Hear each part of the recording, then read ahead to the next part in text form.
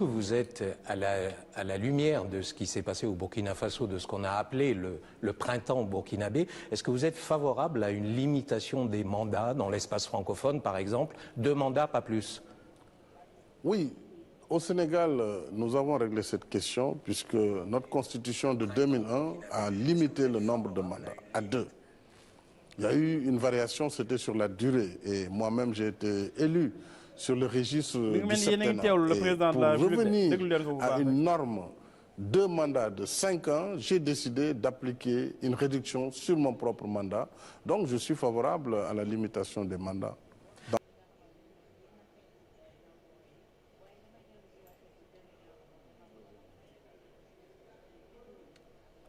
tegal ma bu mujj bi bu mu mujjee wax ci samedi bu ma jumul wala dimanche.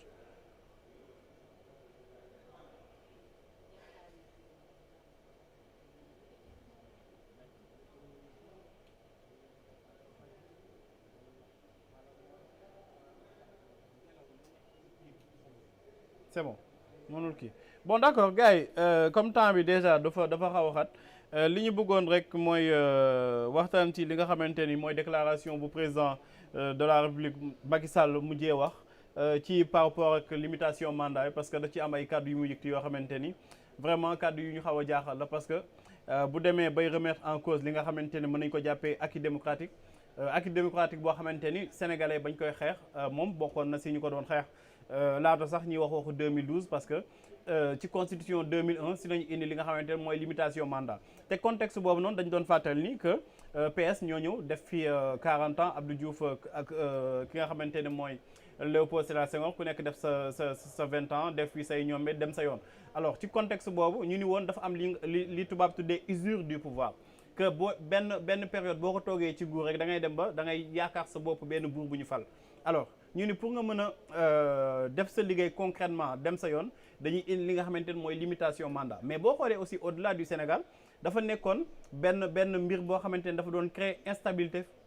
ci bëri ci ay réew fii ci Afrique. Sénégal nekkoon exception mais exception boobu dafa amoon lu ko doon menacé ci interne bi ñu ni woon il fallait que ñu jël les devants ñu fexe ba président yii di ñëw ci Sénégal ñu xam ni bu ñu faloo ñaari mandat nañu mën a def mandat bi mën na nekk 5 ans wala 7 ans parce que constitution bi évolué na au départ nekkoon na fi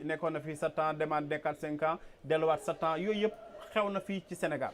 alors contexte boobu noonu 2011 wala sax bien avant 2011 président Macky Sall nekkoon njiit ci gouvernement ci jamonoy Abdoulaye Wade c'est-à-dire moom nekkul woon kenn koo xamante ni dafa xëy suba rek xam li nga xamante ne mooy les réalités du pouvoir parce que koo xamante ne nekk ministre de l'intérieur nekk nga président assemblée nationale mooy 2e personnalité de l'État maanaam tey ji président bi bu décédé ki koy remplacer mooy président assemblée nationale donc kooku mënul ni dafa xamul li nga xamante ne mooy réalité au pouvoir. nekk na aussi chef gouvernement bi yëpp li nga xamante ne mooy politique gu chef de l'État gouvernement moo koy conduire te ci gouvernement bi dafa am koo xamante ne moom mooy seen njiit moom nekk na lool donc kooku tey ji mënuñu wax waxu koo xamante ni xamul li nga xamante ne mooy les réalités du pouvoir li tax loolu am solo mooy moom il a eu le temps de réfléchir ci ban offre programmatique lay proposer Sénégalais yi moom président Macky Sall ba muy nekk candidat mu indil Sénégalais yi yoonu yokkute mën nañ discuter ci affaire bi nu mu changé ba dem nekk plan Sénégal émergent yooyu yëpp mais li ci am solo mooy ba muy ñëw ci contexte 2011 di nekk candidat ba 2012 ñu koy fal dafa ñëw ni Sénégalais man gis naa seen i ay tolof def naa nangami kilomètres xam naa seen i ay jafe-jafe léegi man boo leen ma dénkee réew bi xam naa nan laay fexee ba changer de manière consubstantielle li nga xamante ni moom mooy xarkanum Sénégal mais aussi xarkanum sénégalais yi parce que dinaa fexe ba seen pouvoir d'achat gën a yokku mais aussi li ñuy jëndee mu gën a néew dinaa fexe ba liggéey yëg yooyu yëpp commencé woon jóge ci Sénégal mooy yaakaar dinaa ko dekkil bu ñu koy résumer loolu la waxoon ci jamonoy 2011 mu ni loolu yëpp offre programmatique am boobu yëpp da ko tënkoon ci 5 ans moom président Macky Sall nekkoon jamono jooju candidat APR lu mu tudd Alliance pour la République alors léegi nan nga mën a defee benn programme boo xamante ni da nga ko limité ci 5 ans nga ni buñ ma falee lii laay def nii nangam la nii nangam la nii nangam la xam nga budget bi nga war a yor pour loolu xam nga aussi nan nga koy defee nga wëlbatiku 10 ans après ngay revenir at ci limitation mandat c'est-à-dire man damay am problème pour comprendre en fait lan moo nekk ci ginnaaw kàddu googu dégg naa sax nit ñi di naan dafa bëgg préparer nit ñi parce que dafa bëgg nekk ko wax loolu moom jarul sax ñu koy wax parce que waxi dof la président Macky Sall bu paree 2024 day dem tëdd ji Mermoz wala mu dem France wala feneen mais ay buur moom Sénégal fa la ñu buur mais li ci am solo te man ma jàpp ko si mooy aveu d'échec parce que il s'est rendu compte 10 ans après mënul présenter Sénégalais un bilan matériel ak immatériel mu bëgg leen opposer li nga xamante ni moom mooy les lenteurs administratives nee na réforme yoo xamante ni wala système boo xamante ni depuis 1960 loolu échec mënu ko weesu un président qui a eu à travailler pendant 10 ans ñëw di ñu naan bu ñu la joxee 5 ans mënoo ci liggéey parce que li fi nekk ci administration mi ngi fi nekk depuis 1960 mais pendant 10 ans qu'est-ce qu'il a eu à faire bu nekkee ay lenteurs administratives lay wax lan moo taxoon président Macky Sall mi tabax stade ci 2 ans lan moo ko tere woon mu jëloon effort am yooyu yëpp concentré ko ci li nga xamante ni moom mooy réformer li nga xamante ni mooy administration Sénégal ba fast track bi nga xamante ni waxoon nañu ko depuis 2014 moo juumul fast track boobu nekkoon une réalité mais il faut comprendre que président Macky Sall li ko jaaxal te wax na ko ci fin wu vidéo bi naan nekk ci réseaux sociaux yi naan amul bilan bu ñu dellu si waatee ci li nga xamante ni yàggoon na koy wax dafa njëkkoon ni na jeune am yi dem ci réseaux sociaux yi défendre son bilan waa léegi bu wëlbatikoo wax ni réseaux sociaux yi léegi nañ si jóg ak yooyu sax waxuma mais bu wëlbatikoo di naan mënatoo défendre bilan parce que lan la bëgg wax foofu mooy amul bilan bu mu défendre parce que il n'a pas eu le temps pour travailler moom loolu la ñu bëgg gëmloo mais 10 ans boo amul temps pour travailler lan ngay amati temps nañ waxante dëgg et limitation du mandat yow loo xamante ni ñun dañ ko dépassé Sénégal dépassé na ko et puis lu ci gën a cocasse barki démb ba muy féliciter Macron parce que gis nga ñun jàng nañ tuuti tubaab xamuñu dara de mais jàng nañ tuuti tubaab ba muy bind ci message am bi il a été très clair pour son second mandat la wax parce que xam nga ni France benn candidat benn président exercice xalaatul naan dafay jéem a présenté wu même bu xamee ni sax bu demee conseil constitutionnel dafay rejeter li nga xamante ni mooy candidature am parce que ñoom xam nañu ni lii mooy yoon da ngay def sa 2 mandats wu 5 ans nga dem sa yoon léegi yow ngay wëlbatiku ici au Sénégal di ñu naan non 5 ans 10 ans dafa ndaw parce que dafa am ay lenteurs administratives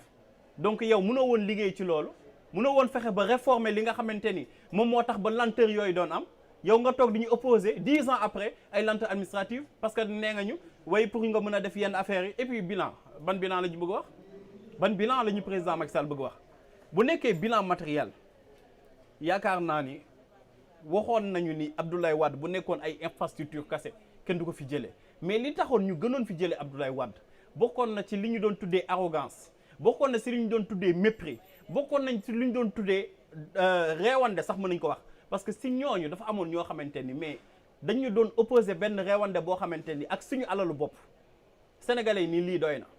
président Macky Sall yi ñëw ci contexte boobu ñi naan moom de ak a yaru moom de ak a baax moom de dafa ñëw di dekkil yaakaar donc li ñu doon xaar ci moom du tey jii mii dem di jël ay personnes yoo xamante ne entre guillemets ay contre modèle nañu di leen recevoir palais de la République wala këram ba pare di ci teg di naan kontaan naa ci li ngay def ci kooku nga xamante ni dafay taxaw di saaga waate nga ni ko kontaan nga ci li ngay def ngay wëlbatiku di naan ñi ne ci réseaux sociaux yi ñoom dañoo xamadi donc il faut vraiment que ñu faire revenir à la raison ki nga xamante ni mooy le président de la République du wax ju rëy mais dafa am bu ma juumul benn borom xam-xam dama fàtte turam mu ni avec le pouvoir l'homme devient de plus en plus stupide mu ni ce qu'il reconnaît nekk na benn phénomène bu doy waar mais effectivement Sénégal pouvoir bi dafay mel ni daf lay rendre non seulement stupide mais da ngay dem ba yow sa bopp da ngay devenir une personne insensée parce que 10 ans après boo ñëwee di ñu naan ay waxu administration dafa am ay lenteur que mënuñu def benn liggéey boo xamante ne dañuy mën a présenter un bilan mais président bii liggéey soxlawul mi présenter bilan parce que nit ñi aussi dafa ñu xam nañ lu baax ci ñoom tey jii Pape Makhtar bi wax ñu koy déglu mi critiqué ñu koy déglu c'est parce que li muy wax am na fu mu ko teg tey jii bu nekkoon président Macky Sall liggéey na liggéey bi am solo mais bu ma toogee di wax nit ñee may naan yow da nga dof mais man damay toog di recevoir ay messages ay appels ñoom aussi ñu lay wax seen ay jafe-jafe yu ñuy dund fii rek ci ginnaaw lu mu tudd pôle urbain de Diamniadio am na ñu fa dëkk mais ñooñu amuñu benn point d'eau amuñu ko ndox amuñu ko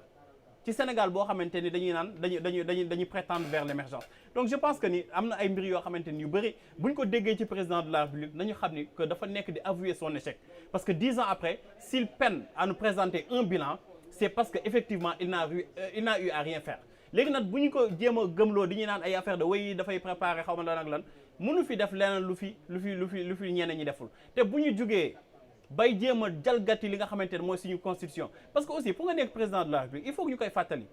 da ngay nekk ci état de droit comme ni ko président waxee c'est un état boo xamante ne l'état lui-même waxuma la sax man mais l'état lui-même est soumis au respect du droit te droit boobu moom moo def président de la République Macky Sall moom il a eu à le dire bu vidéo yi disponible woon ñu tegal leen ko il a eu à le dire la limitation du mandat n'a jamais fait l'objet d'une révision. Limitation du mandat loolu c'est un acquis depuis 2001 dañu ni mandat présidentiel est renouvelable qu'une seule fois boobu nañ njëkkoon bind en 2001 ñu ñëw changer terme yi ni nul ne peut faire plus de 2 mandats donc loolu français la amul lu ci changer limitation bi mooy président bu ñëw ñaari mandat ngay mën a def waxuñu nag durée mandat moom moo nekkoon l'objet d'une révision mu ñu jële ko ci 7 ans def ko 5 ans président Macky Sall ci boppam xam na ko. Donc sénégalais yi xam nañ ko te aussi dafa am loo xamante ni moo tax ñu naan droit parce que droit au-delà du texte dafa am li nga xamante ni moom mooy contexte bi te contexte boobu noonu 2011 la mooy ay nit ñoo xamante dañ ñàkk seen bakkan président Macky Sall gàddu mer gàddoom di naan tey jii du fi seetaan ñuy nasaxal li nga xamante mooy démocratie donc esprit bi avant lettre bi du moins esprit bi ci boppam dafa ni kon dañuy limiter mandat ndax lii tax ba fukki ak benn doomi aadama ñàkk seen bakkan lenn kase la mooy problème de limitation mandat mooy président boo xamante ni dañu ni dafa bëggoon def benn mandat de trop mooy 3e mandat bu Abdoulaye Wade bi loolu mooy pour enrichir ay nit ndawul pour enrichir ay nit mais dafa ndaw pour liggéey 10 ans bëriwul tey jii wala ndawul tey jii pour ay malversation wala ndawul tey jii pour li nga xamante ni dañ koy wax ci ay cours de compte ak yeneen ak yeneen ay rapports yoo xamante ni dafa épingler ay nit ci li nga xamante ni mooy mauvaise gestion loolu yëpp 10 ans ndaw ci de mais ndaw na ci quand même pour présenter un bilan boo xamante ni mooy liggéeyal askan bi la donc na askan bi gën a yeewu xam ni élection législative mi ngi ñëw te aussi askan bi dafa war am ñu leen di représenter tey jii man je vois en moi benn représentant boo xamante ni bu gëm li muy def la déjà mais aussi mu xam li muy wax quelqu'un comme Pape Djibril Fall mais kooku bu demee assemblée nationale man dinaa ni kii mi ngi may représenter mais ku lay naan bu ma demee assemblée yëg te loxo tàccu laa fay def kooku mënu ma représenter parce que kooku amul sax capacité de discernement bi war ba nga xamante ni dafay dem ci fi nga xamante ni nee nañ mooy pencum ndaw réew mi quelqu'un comme Ousmane Sonko quelqu'un comme Thierno Bocoum ak keneen ak keneen ak keneen am nañu capacité de discernement ak suffisamment de bagage ñoo xamante ne bu ñu demee ci hémicycle bi dinañu jéem a servir les Sénégalais donc na Sénégalais yi xam ni seen carte yooyu mooy seen doole que président bi comme nee na nag 10 ans mënu ci liggéey kon kooku boo ko joxatee majorité da ngay sonal sa bopp mais du ci liggéey ku liggéeyul ci 10 ans nag du liggéey ci ay weer donc na Sénégalais yi gën a def farlu ci li ñuy def ñu xam ni président bi wan nañu que ni defu fi dara parce que ku la ni man mënuma liggéey ci 10 ans parce que dafa ndaw kooku moom sañu maanaam parewul pour présenter un bilan te encore une fois un président ne travaille pas pour un bilan le bilan c'est les gens qui le feront yow mënoo liggéey ba nopp nga naan da ngay def sa bilan bopp